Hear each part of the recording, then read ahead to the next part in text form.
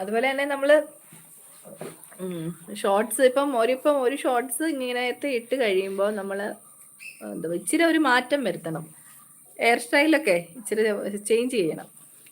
ഇപ്പോൾ ഒരു ഷോർട്സ് ഇട്ട് കഴിഞ്ഞിട്ട് അതേ ഹെയർ സ്റ്റൈൽ ഇടാതെ ഇച്ചിരി ഒന്ന് മുടി ഒന്ന് സ്ലൈഡ് ഇട്ടോ പിന്നെയോ ഇച്ചിരി വ്യത്യസ്തം വരുത്തണം. ഓരോ നിൽക്കുന്ന പൊസിഷനിൽ നിന്ന് ഇച്ചിരി അങ്ങോട്ടും ഇങ്ങോട്ടും ഇച്ചിരി ചേഞ്ച് ചെയ്തിട്ട് ഇടുക.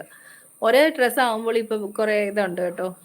ഞാൻ ഓരോ ഡ്രസ്സാണെങ്കിലും ഇച്ചിരി മാറ്റം വെക്കും, അല്ലെങ്കിൽ പൊട്ടിന് വേറൊരു കളറ് ചേഞ്ച് ചെയ്യണം. മനസ്സിലായോ പറഞ്ഞേ?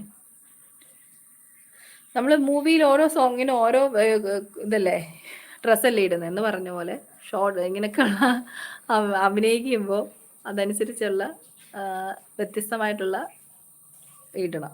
അപ്പോൾ അതൊരു മാറ്റി അതുപോലെ തന്നെ നമ്മൾ പുറത്തൊക്കെ പോകുമ്പോൾ ഇതുപോലെ പാട്ടൊക്കെ എടുക്കാൻ പറ്റിയെങ്കിൽ എടുക്കുക കേട്ടോ. അതൊക്കെ നല്ല രസമാണ്.